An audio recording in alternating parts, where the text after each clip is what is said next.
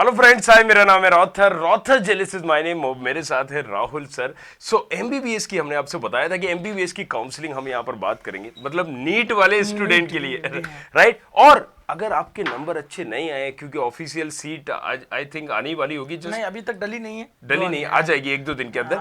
आज ही आ जाएगी, राइट, आज ही आ जाएगी। सो यार ये भी आपको बता दिया गया है कि आज ही आ गई और you will get little bit idea कि भैया कितना क्या रैंक बन रही है। इसमें सर हमने वीडियो बनाई हुई थी किस रैंक पर कितना मिलेगा, राइट।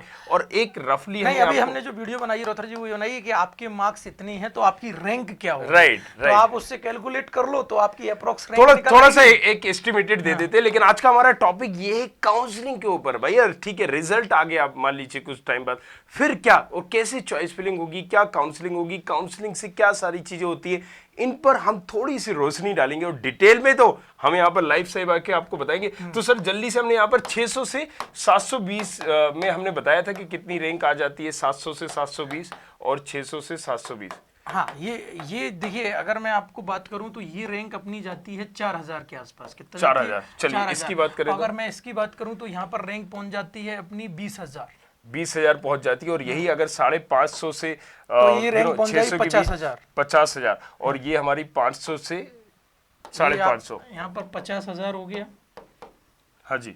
और अगर मैं यहाँ पे बात करूं 500 से 550 तो रैंक हो जाएगी 1 लाख। 1 लाख। और लास्ट मतलब हमारा इसके बाद मिलना भी गवर्नमेंट मिलना मुश्किल है। राइट। लास्ट हमारा 400 से 500 के बीच में तो काफी गेप हो जाएगा, काफी 2.5 लाख रुपए। सो यहाँ पर अब ये सारी चीजें क्लियर हो गई। और हमने ये भी बताया था कि मतलब यहाँ पर 50% लोग, राइट, अगर मान लीजिए 17 लाख लोग बैठे, 17 लाख बैठे हैं, तो मतलब 8.5 लाख लोग कुछ यहाँ पर क्वालिफाइड होंगे। और क्वालिफाइड में करीब करीब ये 150 के बीच में, मतलब अगर आपके नंबर आए हैं, हाँ मतलब 150 से ऊपर अप्रोक्सीमेट। जैसे पिछली साल की मैं बात करूं 200 से भी कम में भी आप क्वालिफाई हो जाओगे। तो चलो ये सारी चीजें हो गई। अब बात करते हैं, सर रिजल्ट आ गया मेरा, ठीक है, अब मुझे करना क्या है। सबसे पहले मुझे पता चल गई कि मेरी ये रैंक बनी है, अब क्या होगा? देखो रॉदर जी, अगर आपका रिजल्ट आ चुका है तो आपको सबसे पहले 8 से 10 दिन के अंदर एक वेबसाइट को हमेशा ओपन करके रखना है, mcc.nic.in। जैसे बेटा अभी आप लोग एनटीए की वेबसाइट के हर नोटिफिकेशन देख रहे हैं।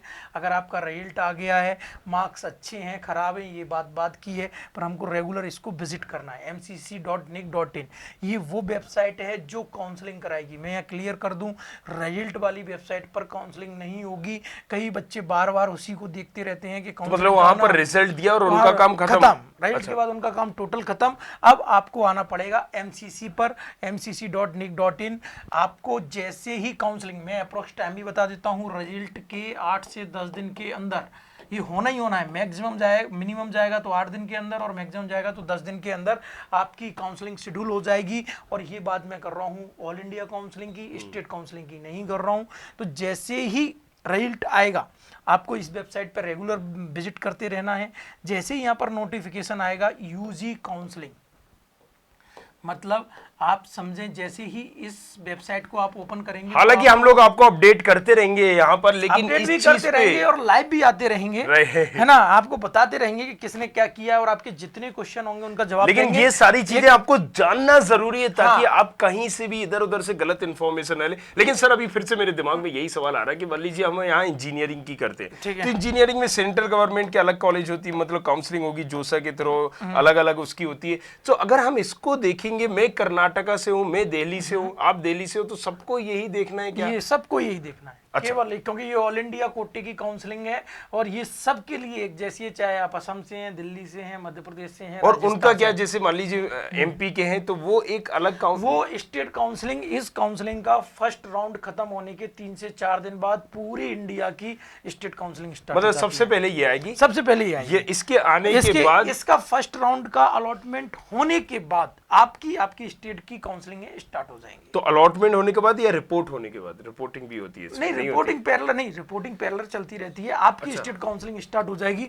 एक्चुअली में क्या रोहतर जी की स्टेट से अभी इसका कोई लेना देना नहीं है। एक्चुअली में इसमें जो रिपोर्टिंग स्टार्ट होगी, अब रिपोर्टिंग में जो लोग नहीं गए तो वो सीटें इसकी सेकंड काउंसलिंग में। मैं समझ गया। रिजल्ट कौन अनाउंस कर रहा है? एनटीए। अब ये जो है, ये क्या, कौन सी अथॉरिटी, इसका फुल फॉर्म क्या है सर? इसका है मेडिकल कॉलेज काउंसलिंग। ठीक है। अब इसके बाद जो स्टेट की आती है उनका डीएमसी, वो डीएमई होता है। डीएमई होता है। तो ये फिर क्या है, अथॉरिटी इसी की बॉडी है या फिर? एग्जैक्टली अपन ये कह सकते हैं कि ये इसकी सेंट्रल बॉडी है, इसकी स्टेट बॉडी ओके, ओके, है got ना। it. ये डायरेक्टर ऑफ मेडिकल एजुकेशन हो गया, ये मेडिकल काउंसलिंग हो गया। तो डीएमई हो गया, यहाँ पर अगर एमपी का है तो MP DME, UP DME, Karnataka DME, Rajasthan DME. So इस तरीके से यहाँ पर स्टेट की काउंसलिंग होगी, तो वो भी आपको सारी चीज बताएगी। चलिए, रिजल्ट आ गया, काउंसलिंग के ऑफिशियल वेबसाइट पे हमने देख ली। अब एक एस्टिमेटेड बताइए कि काउंसलिंग कितने दिनों तक एक चलती है। और हाँ, एक अगर मैं बात करूं तो काउंसलिंग ओवरऑल अलॉटमेंट तक की मैं बात करूं तो 20 से 25 दिन का टाइम लग जाता है। 20 से 25 दिन का टाइम लगता है। और इसमें हमें क्या मतलब रजिस्ट्रेशन करना पड़ता है, क्या करना पड़ता है? पूरे 4 स्टेप का प्रोसीजर है। मैं सारा प्रोसीजर आपको एक ओवरव्यू कर दूं जिससे हमारे सारे स्टूडेंट ठीक का है, थोड़ा सा आप यहाँ आके हाँ, और ओवरव्यू करिए। हाँ, और दूसरा मुझे ये भी बताइए ओवरव्यू रहे कि जैसे अपन ने नाटा में, एनटीए में सारे अपन ने डॉक्यूमेंट सबमिट किए 10, 12, तो ये काम आएंगे, लिए जाएंगे, अब ये खत्म हो गया रिजल्ट? ये कुछ नहीं काम आएगा आपको, इससे कोई मतलब नहीं है। पर रिजल्ट आया, ये हाँ, खत्म। लेकिन खत्म हो गए। लेकिन इसका एक फायदा है कि ये जो लिंक थी वो इन्होंने एमएमसी को प्रोवाइड कर दी। मतलब तो ये डाटा आपका इनके पास होगा, इनके पास पहुंच गया है। तो हमें फिर से रजिस्ट्रेशन सारी हाँ, चीजें करना है? नहीं करना है, लेकिन वो एक ऑथेंटिक अलग टाइप का प्रोसीजर अभी मैं तो आप describe थोड़ा करता सा हूं। समझाइए। हाँ, मैं समझाता हूँ। जैसे देखो क्या होगा बेटा, इन दोनों का जो कनेक्शन रोथर जी मुझसे पूछ रहे हैं, मैं इसको आपको क्लियरफाई कर रहा हूँ अभी। देखो होगा क्या कि आपने फॉर्म भरा, एनटीए का फेज 1 रजिस्ट्रेशन किया, एनटीए का फेज 2 रजिस्ट्रेशन किया, उसके बाद आपका रिजल्ट आ गया। अब 8 से 10 दिन बाद रिजल्ट के बाद आपकी एमसीसी पर एक नोटिफिकेशन आएगा और आपकी काउंसलिंग का फर्स्ट स्टेप स्टार्ट होगा। ये जो फर्स्ट स्टेप है, इसमें आपको क्या करना है, आपको ये फर्स्ट स्टेप स्टार्ट होते ही सबसे पहले अपना रोल नंबर डालना है, वही रोल नंबर जिस पर आपने एग्जाम दिया है। उसके बाद आपको अपना नीट का मार्कशीट अपलोड करना है। ये स्कैन का ऑप्शन आता है या नहीं आता, कई बार नहीं भी आता। ये तो हम फोटोकॉपी वगैरह कर सकते हैं, फोटोकॉपी कर सकते हैं, वो कोई इशू नहीं है। उसके बाद आपको कुछ नहीं करना है, केवल मोबाइल नंबर, मदर नेम,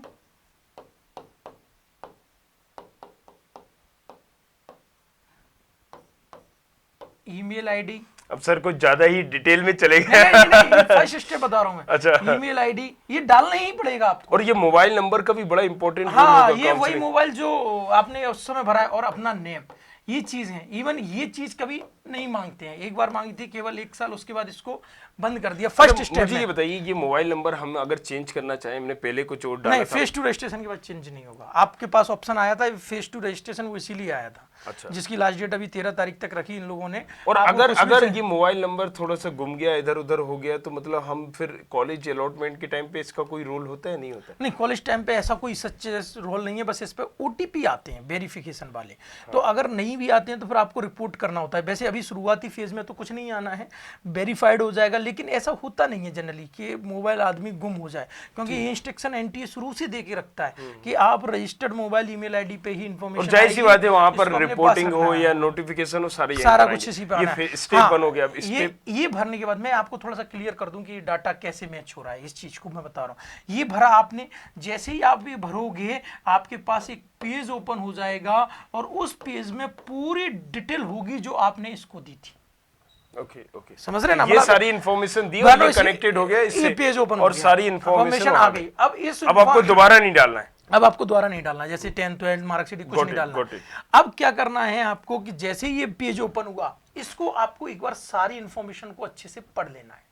ठीक है? तो हमें पढ़ने का मतलब क्या है कि मतलब हम फिर से एडिट भी कर सकते हैं? नहीं, एडिट का ऑप्शन है इसमें, आता नहीं है आता ही जनरली। नहीं। पर ये कर सकते हैं कि आप रिपोर्ट कर सकते हैं एमएमसी को। हाँ, मतलब आप मेल वगैरह कर सकते हो, आप दूसरी चीज पर्सनल जा सकते हैं, दिल्ली ऑफिस है, आप पर्सनल जाके तो आपका ये sort out गलत कर हो सकते गया, हैं। ये सारी हाँ, चीजें ये आप पहले से एक आवेदन दे देंगे तो ये इन्फॉर्मेशन में रहेगा कि हाँ, सर होता है ये ऐसा, इंजीनियरिंग की भी काउंसलिंग में होता है, तो ये सारी चीजें एक एफिडेविट बना के आपको देना होता है। ठीक है सर। अब स्टेप 2 की बात अगर हम अब वेरीफाइड स्टेप 2 पे अगर मैं बात करूं तो ये इन्होंने वेरिफिकेशन हो गया। वेरिफिकेशन होने के बाद स्टेप 1 में ही आपको एक रजिस्ट्रेशन नंबर मिल जाएगा, ये बताएगा रजिस्ट्रेशन नंबर कि आपका वेरिफिकेशन हो गया है, एंड पासवर्ड मिल जाएगा। इसको बहुत संभाल के रखना है। तो ये स्टेट में भी काम आएगा या सिर्फ नहीं, केवल ऑल इंडिया में। स्टेट के लिए अलग से रजिस्ट्रेशन होगा, अलग से पासवर्ड आएगा। जैसे ही आएगा उसके बाद आपके पास आएगा फीस ऑप्शन, आपको फीस पेड करना है। कितनी होगी समथिंग? हाँ, काउंसलिंग की अगर मैं बात करूं तो 1000 रुपए जनरल कैटेगरी और 500 रुपए जनरल कैटेगरी, ये तो नॉन रिफंडेबल है। मतलब आपको कॉलेज मिले चाहे ना मिले। नहीं ये समझ में नहीं आया, ये भी जनरल कैटेगरी है, ये भी सॉरी ये SC ST हो गया। अच्छा हाँ SC ST, OBC SC ST ये कैसा है, नॉन रिफंडेबल। कैसा और है, ये भी नॉन रिफंडेबल है, ये भी नॉन रिफंडेबल है सारा। इसके अलावा एक अमाउंट और आपका लगने वाला है जो 10,000 रुपए लगेगा जनरल कैटेगरी और 5,000 रुपए का OBC SC ST। ये रिफंडेबल है? ये रिफंडेबल है। तो ये कब रिफंड होगा? काउंसलिंग हो जाने के बाद? हाँ, काउंसलिंग होने के बाद आपको कोई कॉलेज नहीं मिला, आप सेकंड राउंड में भी नहीं गए, क्योंकि फोर्थ स्टेप पे जब अलॉटमेंट आता है उससे पहले आपके पास यस या नो का ऑप्शन आता है। अगर आप सेकंड राउंड भी नहीं जा रहे, कॉलेज भी अलॉट नहीं हुआ आपको, तो फिर आपको ये पैसा रिफंड हो जाएगा आप ही के अकाउंट से, जिससे डिटेक्ट होगा। हाँ, ये और दिमाग में रख लीजिए आप, ऐसा नहीं होगा कि आपने पैसा किसी और अकाउंट में दिया और आए वापस किसी ऑनलाइन ही सबमिट करना है, केस का कोई लाइन ही नहीं है, मतलब यहाँ पर कोई लाइन नहीं है। तो प्लस यहाँ पर अगर आपको कोई अलग से एप्लीकेशन वो भी नहीं, लेकिन यहाँ पर एक एप्लीकेशन दिक्कत ये भी होती है कि बहुत सारे लोग क्या करते हैं, कैफे से भरवाते हैं, MP ऑनलाइन से भरवाते हैं। तो आप अपना नंबर दीजिए ना, अकाउंट नंबर, डेबिट कार्ड अपना दीजिए, क्रेडिट कार्ड अपना दीजिए, नेट बैंकिंग अपनी दीजिए। अच्छा, तो ये भी आप ध्यान में रखिएगा कि अगर आप कहीं करवा रहे हो तो बाद में पैसा भी उसी के पास उसी के आएगा, अकाउंट में आएगा, 100% उसी के। और ये रिटर्न आ जाता है हाँ, ये ऑटोमेटिक रिटर्न आ जाता है। आज तक एक भी कंप्लेंट 8 लाख लोगों में से नहीं की कि मेरा पैसा रिफंड नहीं आया। मतलब इतनी ऑथेंटिसिटी है। बस ये है कि आप अपना अकाउंट नंबर मतलब पैसे यहाँ पर आएगा। चलिए, तो ये तो हो गया रजिस्ट्रेशन फीस की, हमने यहाँ पर ये दी रजिस्ट्रेशन फीस। अब इसके बाद हाँ, इसके बाद आपको एक स्लिप जनरेट हो जाएगी, उसमें आपका पासवर्ड ID सब कुछ नंबर वंबर रखा हुआ। ये स्लिप काफी इंपॉर्टेंट है। अच्छा। ये वो स्लिप है जिसको आपको हर समय कॉलेज में रिपोर्टिंग टाइम पे भी ले जाना पड़ेगा। ठीक है, कि आपने काउंसलिंग की फीस पे की है। ठीक है, तो ये हो गया। अब इसके बाद क्या स्टेप है सर हमारी? उसके बाद थर्ड स्टेप जो है वो आएगा बेटा चॉइस फिलिंग, सबसे इम्पोर्टेंट। इसके लिए तो आपको हमारे साथ आना ही पड़ेगा। अगर आप नहीं आएंगे, चॉइस फिलिंग कैसे करना है, क्या करना है, क्या करना है, और सबसे इम्पोर्टेंट एस्पेक्ट राइट। जैसे देखिए यहाँ पर एक रफली हम आपको आइडिया बता देते हैं। तो जब भी आप किसी सर इंजीनियरिंग की काउंसलिंग अगर हम करते हैं मोस्टली, राइट, सो यहाँ पर हमने यहाँ पर गए और इसके बाद क्या आता है कि ये देखिए यहाँ पर कॉलेजेस की चॉइस फिलिंग होती है कि आप यहाँ पर कोई भी बच्चे का नंबर लिखेंगे, डाटा देंगे और उसने क्या क्या चॉइस फिलिंग की वो लाइन से बता देता है। एग्जैक्टली इसमें भी आपको वही करना है कि पहले नंबर पे हमें कौन सा कॉलेज रखना है, first, second, third, fourth, fifth, तो वो लाइन से ही मिलेगा आपकी रैंक के अनुसार। रैंक के अनुसार बस वही सेम प्रोसीजर है। आपका प्रेफरेंस बहुत इंपॉर्टेंट है। तो ये कैसे पता करेंगे कि मेरी रैंक में कौन सा कॉलेज डाले? ये बड़ा कंफ्यूजन है। तो इसी के लिए तो एक्सपर्टों की जरूरत पड़ती है। यही टेक्निकल पॉइंट तो इसीलिए राहुल यही सर, टेक्निकल पॉइंट है रौदर जी, जहां पर आपके साथ एक्सपर्ट होना जरूरी है। बाकी के 2 स्टेप में आपको किसी की जरूरत नहीं पड़ने वाली, और लास्ट वाला स्टेप तो आपके हाथ में होना ही नहीं है। केवल यही स्टेप है जहां पर आपको एक्सपर्ट और एक्सपीरियंस व्यक्ति की जरूरत है। राइट, क्योंकि ये जैसी आप यहाँ पर वो कहते हैं ना, जैसा बोगे वैसा पाओगे, तो जैसा आप यहाँ भरोगे। हाँ, तो इसमें एक ये भी चीज होती होगी, मान लो हमारी वो रैंक है ही नहीं और आप अच्छे अच्छे कॉलेजेस भी भरते हो, कोई सेंस ही नहीं है, राइट। सो यहाँ पर क्या होता है चॉइस फिलिंग के दौरान, जैसे कि मैं आपको थोड़ा सा रौदर जी बताऊं एक्सपर्ट की जरूरत कहाँ है। जैसे एग्जांपल मैं आपको दे रहा हूँ कि आपके नंबर आए 570, क्लियर। अब अगर आपके नंबर 570 हैं और मैंने कहा अप्रोक्सीमेट आपकी रैंक आई है 35,000, ठीक है, और एक व्यक्ति के नंबर आए हैं 560 और उसकी रैंक आई है मान लो 45,000, ठीक है। अब हुआ क्या, 10,000 का एक तो डिफरेंस है। हाँ, ये तो डिफरेंस है। अब हुआ क्या कि इस व्यक्ति ने मान लो कोई कॉलेज डाल दिया अपने पहले नंबर पे, वो कॉलेज इस व्यक्ति ने किसी भी नंबर पे नहीं डाला, तो होना क्या है, वो कॉलेज इसको अलॉट हो जाएगा। अब ये दूसरी काउंसलिंग में जाएगा तो इसको वो कॉलेज तो मिलेगा ही नहीं, क्योंकि सीट फिल हो गई। अब हो सकता है इसको कोई कॉलेज ना मिले, खत्म। अच्छा, ओके। लाइफ खत्म। यहाँ पर मतलब इसके जबकि ज्यादा नंबर थे, हाँ, लेकिन इसने वो कॉलेज डाला नहीं, इसने डाला तो इसको मिल गया, तो वो सीट तो रिजर्व हो गई, सीट खत्म हो गई। अब ये दूसरी काउंसलिंग में इसको हो सकता है कुछ मिले ही ना। तो मेरे पास ऐसे काउंसलिंग में और नीचे जाता होगा कट ऑफ? नहीं जाता। एक्चुअली होता क्या है कि ये ओवर कॉन्फिडेंस में थे महाराज। किसमें थे? ओवर कॉन्फिडेंस में। हम तो 570 है, ये मिल जाएगा वो मिल जाएगा। इन्होंने क्या किया, वो नीचे वाले कॉलेज भरे ही नहीं। सुनना मेरी बात को, वो भर दिए नीचे के लोगों ने 560 550, उनको सीट मिल गई।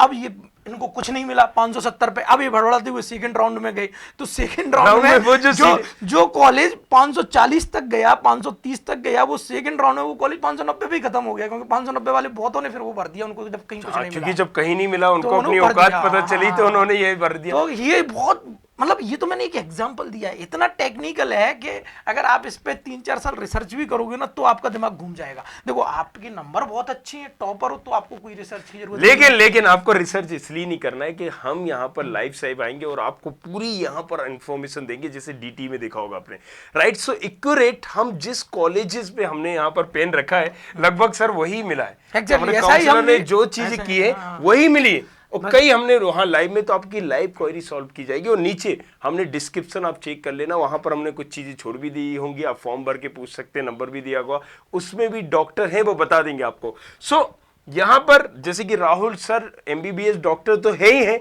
साथ में 7 सालों से काउंसलिंग कर रहे हैं, तो ये आपको पूरा नॉलेज मिलेगा। अब मेरा सबसे बड़ा सवाल ये है कि सर ये चलिए मैंने ये कर दिया, अब देखिए वहां पर होता क्या है कि कई बार में जैसे कि अगर इंजीनियरिंग में तो अलग अलग ब्रांचेस होती हैं, इसमें नहीं होती, इसमें तो एक ही होगा, लेकिन उसमें क्या करते हैं ना कि जैसे मान लीजिए एक सीएस का एक अलग ही इरा चल रहा है, तो हमने यहाँ पर सीएस भर दिया, आईटी भर दिया, एक अच्छी कॉलेज है इसका, जबकि उसे ईसी मिल सकता था, राइट, लेकिन उसने भरा नहीं सीएस आईटी, फिर दूसरे कॉलेज का सीएस आईटी। यहीं पे रोधर जी आप समझो कि उसने भरा नहीं तो उसको मिला नहीं। ऐसे ही अगर आपने यहाँ पर कॉलेज नहीं भरी तो हो सकता है आपको MBBS तो ये आपके जैसे एग्जैक्ट हमें यहाँ पर पता चल जाता है कि किस रैंक पे बंदे को कौन सा कॉलेज पे अटक सकता है, तो हम क्या करवाते हैं, ऊपर नीचे कराते हैं, इसको नीचे रखो, इसको ऊपर रखो, अच्छा तुम्हें ये वाला मिल रहा है, एग्जैक्टली यही हम कराते हैं, यही आप कराएंगे चले, तो आपको मतलब पहले ही बता दिया जाएगा इस रैंक पे अटके हो तो इसको ऐसे डालो, अब अगर आपको ये कॉलेज चाहिए तो इसको डालो, नहीं चाहिए तो मत डालो, राइट, यही होने वाला है। ये मिलने वाला, ये नहीं मिलने वाला। तो सीधी सी बात है, एक बार आप चॉइस फिलिंग का और एग्जांपल बताओ कि आपने 10 कॉलेज जैसे हमने भरे। हाँ, इसमें एक और चीज बता दूं, आप अनलिमिटेड मतलब टोटल 500 कॉलेज के आसपास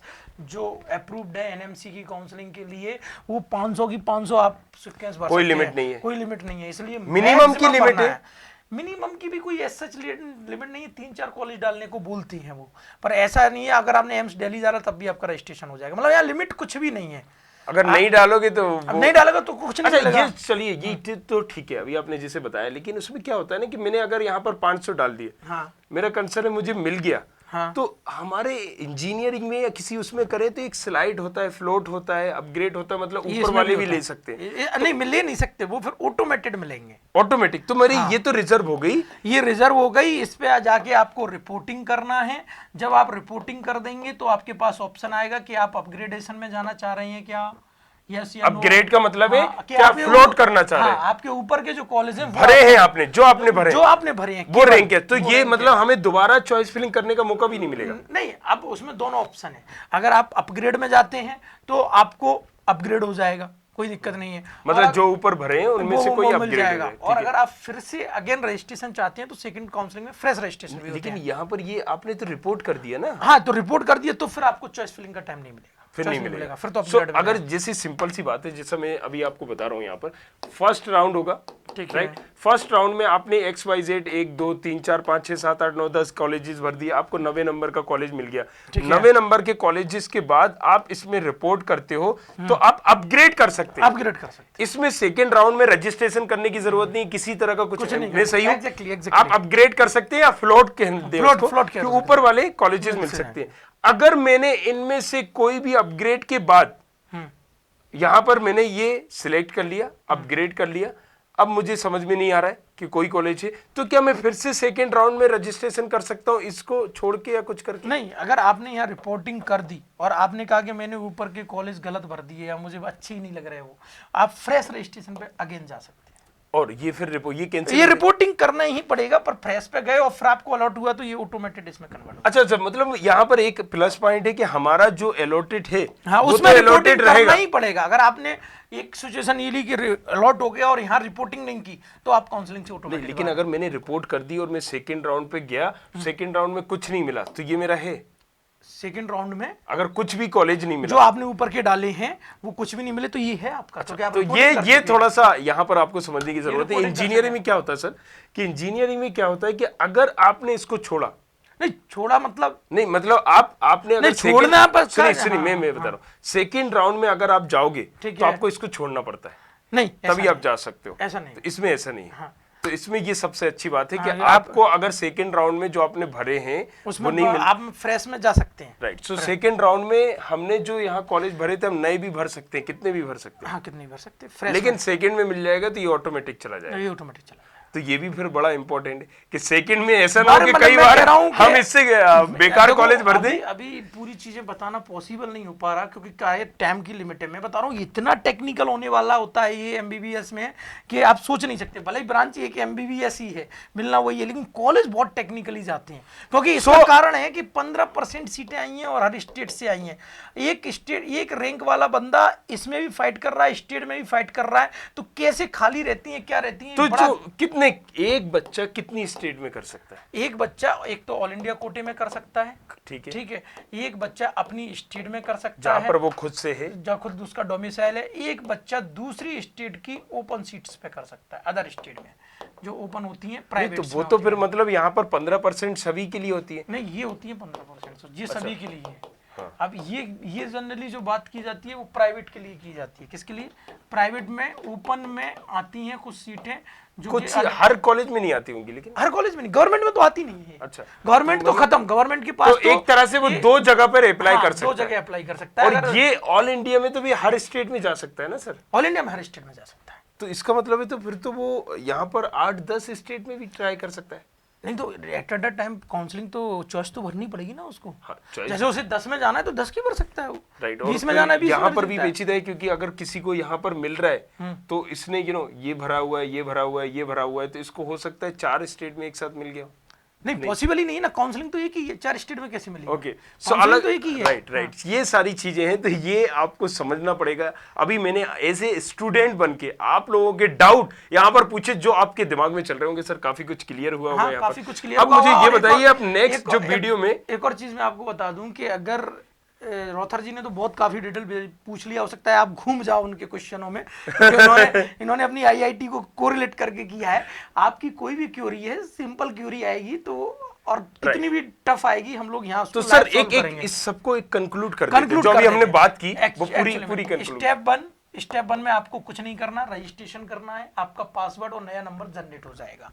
स्टेप 2 में आपको फीस पे करना है, मतलब काउंसलिंग की जो फीस है वो पे करना है। स्टेप 3 काउंसलिंग की जो अभी आपने बताई 1000 प्लस 10,000। हाँ, 1000 plus 10,000 general 10,000 refundable, 1000 non refundable, और 500 और 5,000, 500 non refundable, 5,000 refundable. Then step 3 है, इसमें आपको चॉइस फिलिंग करना है, कौन सा कॉलेज पहले चाहिए, फिर कौन सा चाहिए, ये सारी चॉइस फिलिंग चॉइस आपको फिलिंग करना है। And locking. चॉइस फिलिंग के बाद लॉक जरूर कर देना। ऑटोमेटिक लॉक होगी नहीं होगी? नहीं, लॉक करना पड़ता है। तो हमने फीस तो भर दी, फिर लॉक नहीं, लॉक करना पड़ेगा आपको, फीस तो उसकी तो है। लॉक के लिए वो क्या कुछ ऑप्शन ओटीपी मांगेगा? नहीं, ओटीपी नहीं, कुछ नीचे फिलिंग करेंगे तो ऑप्शन आएगा, जब आप लॉक पे जाएंगे तो वो वेरीफाइड करेगा आपके मोबाइल नंबर से। अच्छा, तो मोबाइल नंबर से वेरीफाइड होके ओटीपी जाके फिर लॉक हो जाएगा। चलिए, इसके बाद आपका आ जाएगा अलॉटमेंट, और जो अलॉटमेंट आएगा उसके 10 दिन के अंदर आपको रिपोर्ट करना होगा। इस तरीके से एक लिमिटेड टाइम में जो दिया गया हाँ, उसी कॉलेज। तो अगर जैसे अभी कोविड सिचुएशन थी, ऑनलाइन भी रिपोर्टिंग होती है? नहीं, ऑनलाइन नहीं, अभी तो ऑफलाइन ही है अलॉटमेंट में। तो कभी भी पिछले 2 बार से भी ऐसे कोविड में भी ऑफलाइन ही रिपोर्टिंग हुई है। अच्छा, क्योंकि ये बहुत इंपॉर्टेंट है, क्योंकि यहाँ पर बहुत सारे डॉक्यूमेंट्स को आपको ले जाना पड़ता है और वो वहाँ पर जाके कॉलेज लेवल पे वेरीफाइड होते हैं, तो ये पॉसिबल ही नहीं है कि वो ऑनलाइन वेरीफाइड हो पाए। अच्छा, तो ये सारी हमारा कंक्लूजन। आई होप यहाँ पर आपको समझ में आया होगा, सारी छोटी छोटी चीजें थोड़ी सी बहुत क्लियर हुई होंगी, लेकिन इसका मतलब ये नहीं है कि सारे डाउट खत्म हो गए हैं। I know, I can understand this thing. So आपको करना क्या है, नीचे कमेंट करो, अपनी प्रॉब्लम बताओ, उस पर हम वीडियो बनाएंगे सर। Exactly, right? 100%। और दूसरी चीज, नीचे हमने एक फॉर्म भी दिया है, वहां पर जाके आप पूछ सकते हो। अगर कोई भी आपको किसी भी स्टेज पर डाउट आ रहा है, डिस्क्रिप्शन पे आपको मिल जाएगा। तो बने रहना है हमारे साथ, राहुल सर के साथ, स्पेशली जो काउंसलिंग में हर बच्चे के डाउट को क्लियर करेंगे। Thank you very much, thanks a lot. बने रहिए और शेयर करिए इस वीडियो को अपने तमाम कलीग दोस्तों के साथ जो नीट की प्रिपरेशन कर रहे हैं और तैयारी कर रहे हैं। Thanks you.